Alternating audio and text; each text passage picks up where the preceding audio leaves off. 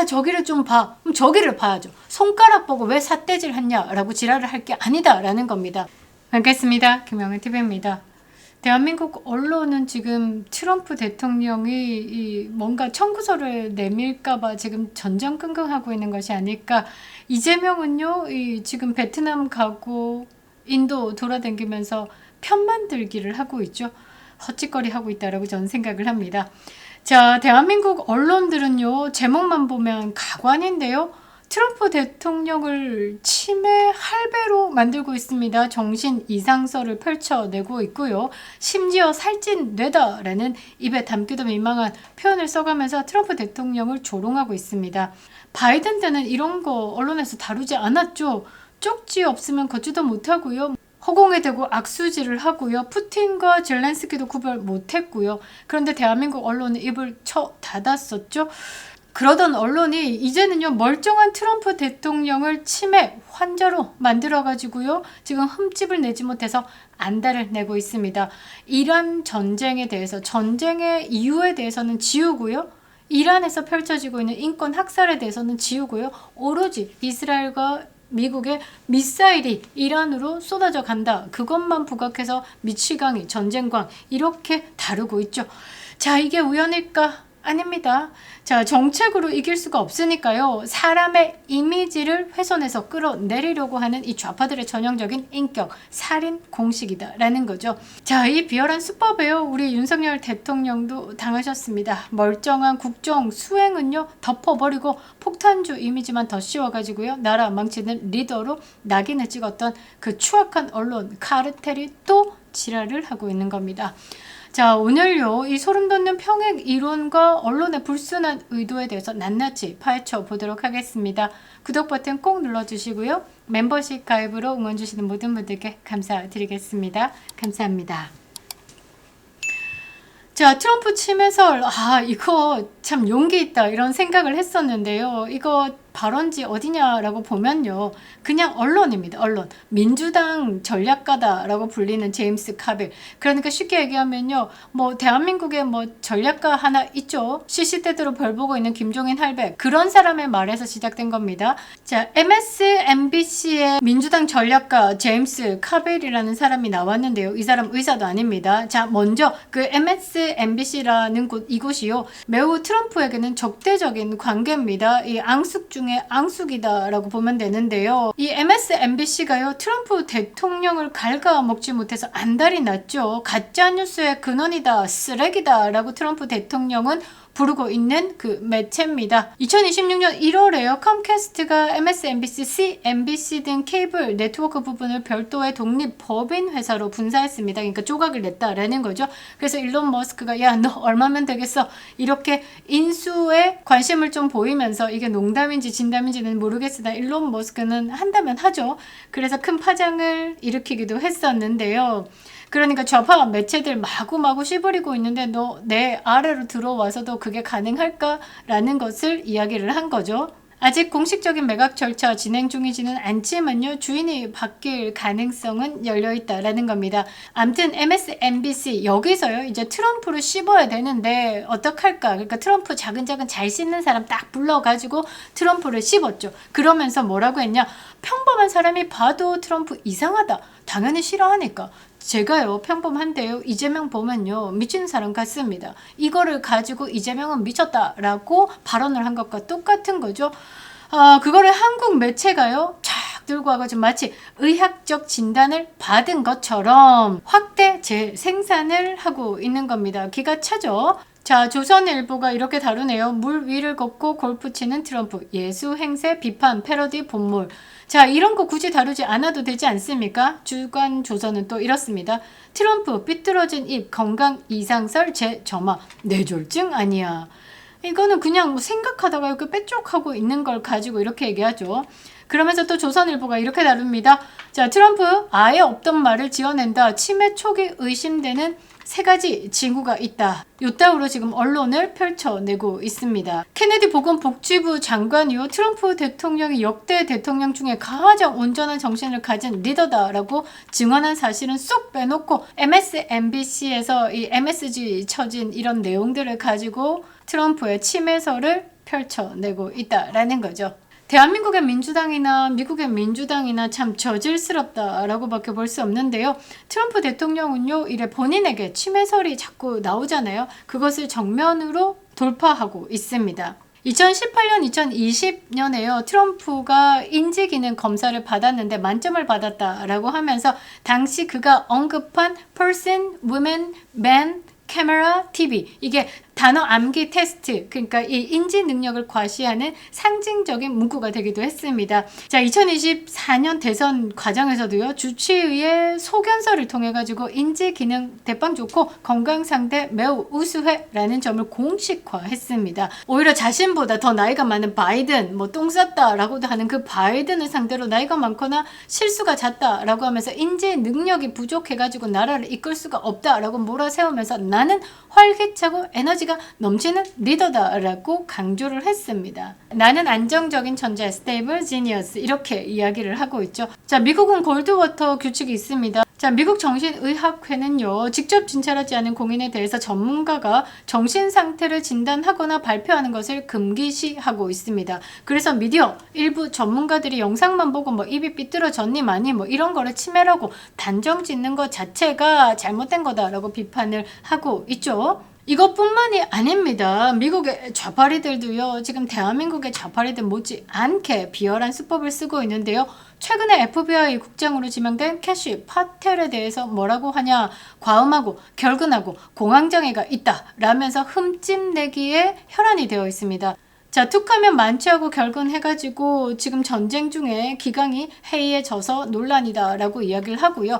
바로 FBI 국장은 이 잦은 과음 의혹 보도에 대해서 3,680억 원의 손해배상 소송을 진행했습니다. 제대로 두드러 패야 되는 겁니다. 대충 그냥 봐주고 에이 뭐 설마 국민들이 이거를 믿겠어? 이렇게 안일하게 대했다가는요, 난리가 나는 겁니다. 이건 트럼프 행정부의 강력한 사법 개혁과 부정선거 수사를 막아보려고 하는 저들의 마지막 발악이자 프레임 씌우기다라고 저는 생각을 하는데요. 캐시 파텔에게 공격하고 있는 가장 결정적인 계기는 아마 이것이지 않을까라고 생각을 하는데요. 4월 19일입니다. 캐시 파텔 국장이 폭스뉴스에 출연해가지고요, 던진 폭탄 발언 때문에 지금 난리가 났습니다. 이 부정선거, 그러니까 선거 사기 세력들이요, 지금 안절부절, 전전긍긍, 우짜지 막 난리가 났습니다. 2020년 대선이 조작되었다라는 트럼프 대통령의 주장을 뒷받침할 모든 정보를 확인했다라고 밝혔습니다. 폭스뉴스에 나와가지고 자, 그러면서 거대한 음모 사건으로 다루고 있다라고 선언을 해버렸죠. 그러면서 이번 주중으로 관련된 인물들에 대해서 실제 체포가 시작될 수 있다고 예고를 했습니다. 자, FBI가 어디 갔죠? 조지아주 폴턴 카운티 갔죠. 애리조나주 마리코파 카운티 가가지고 투표지 기록 이미 700상자에 가깝게 압수했습니다. 자, 그 부분까지도 폭스뉴스에 나와서 덧붙여서 이야기를 했는데요. 자, 좌파들은 난리가 났습니다. 그러니까 기존 시스템, 딥스테이트 세력으로 추정되고 있는 이런 관료 조직들 입장에서 봤을 때 이 파텔의 행보가 자신들의 존립에 대해서 위협하는 아주 거슬리는 존재다라는 거죠. 사법적 보복이다라고 판단을 하고 있기 때문에 이 캐시 파텔이 수사 동력을 얻지 못하도록 이 사람에 대해서 도덕적으로 자질에 대해서 흠집내기에 대대적으로 마타도어를 시작한 겁니다. 자, 이 캐시 파텔 국장의 수사를 막기 위해서 반대 진영 그리고 주류 미디어가 지금 제기하고 있는 공격들을 보면요, 좀 뭐라고 해야 되나? 좀 저열합니다. 자, 사생활과 자질 논란을 끊임없이 부각시키고 있는데요. 시사 잡지 애틀랜틱 최근에 전 현직 관계자들을 이용해가지고요, 파텔이 과도한 음주를 하고 있다, 무단 결근을 일삼는다 보도를 때려버렸습니다. 자, 파텔은요, 앞서 말씀드린 것처럼 3,400억 원, 우리나라 돈으로 2억 5천만 달러의 그 명예훼손 소송으로 맞불어 놓은 상태입니다. 그리고요, 사적 여행에 이탈리아 올림픽을 참관했다, 사냥했다, 이거에 전용기를 사용했다라는 의혹을 제기를 하면서 윤리위원회 조사를 압박하고 있습니다. 냄새만 풍겨도 의혹 제기하고요, 그게 사실이냐 막 떠들어대는 게 좌파들의 특징이죠. 자, 그리고요, 최근에 이란에 연계된 해커 조직이요, 이 캐시 파텔의 개인 이메일을 해킹했습니다. 사적인 사진들을 유포한 사건이 있습니다. 캐시 파텔의 보안 의식을 공격하면서 이 국장직에서 끌어내리려는 심리전의 일환으로 해석하고 있습니다. 이 좌파들의 시각은요, 이 캐시 파텔이 대통령의 사냥개다라고 규정을 하면서 지금 캐시 파텔이 진행하고 있는 이 선거 사기에 대한 수사가 민주주의 파괴 행보다라고 하면서 이 사람을 파멸시키려고 하고 있고요. 공화당 보수주의자 입장에서 마가 진영 트럼프의 시각은 어떻냐? 이 좌파들의 이런 가짜뉴스 공격은 마지막 발악으로 보고 있는 거죠. 그들이 아무리 북을 치고 깽가리를 쳐도 트럼프 대통령이 내게 맡긴, 그러니까 선거 부정, 선거 사기에 대해서 이 부분에 대해서는 끝까지 일을 멈추지 않겠다. 내가 밝히려고 하는 일은 미국을 멈추게 하는 일이다. 나는 미국을 지켜야 한다라고 정면 돌파하고 있는 겁니다. 그러니까 기존의 권력층이 가장 민감하게 생각하는 2020 대선에 대해서 지금 캐시 파텔이 파고 있죠. 그러니까 이게 실제로 철컹철컹 기소될까봐 지금 캐시 파텔을 공격하고 있는 겁니다. 이 비열한 공식은 우리에게 너무나 익숙하지 않냐, 묻지 않을 수가 없죠. 자, 윤석열 대통령 대선 후보 시절부터요, 소주, 맥주, 뭐 제조 장면 이거 하나를 가지고 애주가 면모로 포장을 하면서 시동점 걸다가 취임 이후에는요, 본격적으로 MBC, JTBC, 뭐 대표적인 스트레이트, 뉴스룸 이런 게 나서가지고요, 폭탄주 정치다, 새벽까지 뭐 20잔을 돌렸다라고 하면서 일본 언론의 보도까지 인용하면서 국정 운영 자체를요, 뭐 술자리로 폄했습니다. 자, 대표적으로 한번 보시죠. MBC가 하는 짓입니다. 윤석열 대통령 이런 사진들 쓰면서 폄훼시키고 있습니다. 그리고 JTBC 이거 한번 보십시오. 비상계엄이다라는 구국의 결단조차 술 마시고 내린 결정인 양 몰아가는 저질스러운 선동을 보라라는 거죠. 정말 욕이 아니 나올 수가 없습니다. 정책적으로 비판을 할 실력이 없죠. 윤석열 대통령은 외교 엄청 잘했습니다. 대한민국이요, 한 단계 점프하는 그 기간이요, 짧았지만요, 윤석열 정부에서 모두가 이루어졌다라는 거죠. 그러니까 정책적으로 비판할 실력이 없으니까 오로지 술, 치매, 광기 이런 자극적인 단어를 써가지고요, 위대한 리더들을 악마화하고 있는 겁니다. 대한민국 언론을 보면요, 트럼프는 세상에서 가장 멍청한 치매, 노인, 전쟁광, 뭐 미시광이 뭐 이런 거고요. 윤석열 대통령은 술에 취해가지고 나라를 운영하고 있었던 사람이다라는 거죠. 그런데 진실을 다 까보면 다 거짓부렁이다라는 것, 그냥 입으로 배설하고 있는 수준이다라는 거죠. 트럼프는요, 예측 불가능한 비즈니스 전략으로 세계 질서를 재편하고 있습니다. 윤석열 대통령은요, 반국가 세력의 위협으로부터 자유, 대한민국을 지키기 위해서 고독한 사투를 벌였습니다. 윤석열 정부 내내 거부권을 행사해 왔던 모든 악법들이요, 지금 대한민국을 작살내고 있지 않습니까? 기자들이요, 기사를 소설로 쓰는 이유는 단 하나입니다. 불순한 의도를 가지고요, 국민들의 눈과 귀를 가리기 위해서입니다. 시진핑의 인권 유린, 변덕 뭐 이런 거, 김정은의 광기 이런 거 말 한마디 못합니다. 김정은은요, 한국 드라마 봤다라는 이유로 중학생들을요, 공개 처형했죠. 그런데요, 자유우방의 리더들만 골라서 인격 모독을 일삼는 이 언론들이야말로 대한민국 안보의 주적입니다. 대한민국 안보를 굉장히 위태하게 하는 겁니다. 지금 미국에서 대한민국 언론 모니터링 안 할까? 죽은 주한 미 대사 미셸 스틸버 지금 인준 기간 들어가고 있습니다. 이 기간 동안에 대한민국 언론들 싹 모니터링 해가지고요, 미국이 다 훑어보고 있죠.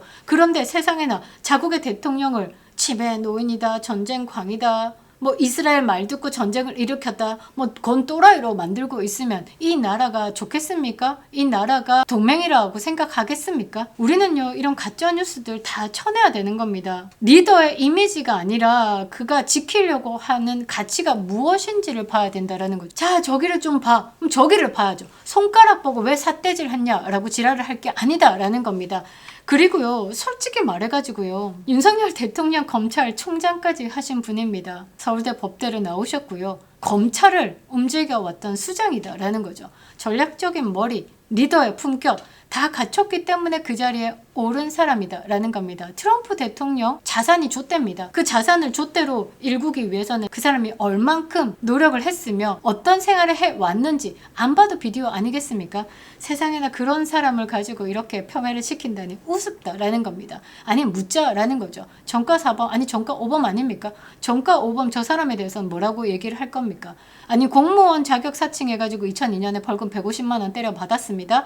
음주운전으로 2004년 벌금이 150만 원입니다. 그리고 2004년에는요 특수공무집행방해죄로 500만 원 벌금을 낸 사람입니다. 500만 원 하니까 동호가 생각나네요. 동호 애비도 500만 원 벌금 냈고 동호도 500만 원 벌금 냈네요. 자, 공직선거법 위반으로 2010년에요 벌금 50만 원을 냈습니다. 이것 말고도요 주요 부도덕한 논란들이 좀 많죠. 형수 욕설 지을 수 있습니까? 좌파 진영에서는 뭐 가족이 뭐 어쩌고 저쩌고 아무리 가족 관계가 얄궂어도요 형수한테 그렇게 찐니 많이 보수니 많이 이런 말 못합니다. 가족의 아픈 상처다라고 하면서 좌파들이요 뭐 정신승리하고 있는데요. 그 욕설 처음부터 끝까지 한번 들어보라 라는 거죠. 정 떨어집니다. 경악스럽게까지 하죠. 그리고 여배우 스캔들도 있습니다. 여기서 나온 게 그 유명한 고추점 사건이죠. 거짓말도 뭐 한두 번입니까? 대한민국의 도덕적 잣대가요 완벽히 무너졌다라고 밖에 볼 수 없는 거죠. 그러니까 다 가슴에 손을 얹고 정가 5번부터 생각을 하고 입을 띠라 라는 겁니다. 좌파들의 근본적인 도덕적 결함은요 범죄자에게 공감을 하면서 피해자들에게 공감하지 않는 것이다 라고 했습니다. 누가 그런 말을 했냐? 부정선거 음모론자다 라고 이준석이 씹으렸던 그 일론 머스크가 이런 말을 했습니다. 솔직히 대한민국 좌파리들이 도덕성이 뭔지 알기나 알까 궁금하기도 합니다. 김영윤TV였습니다.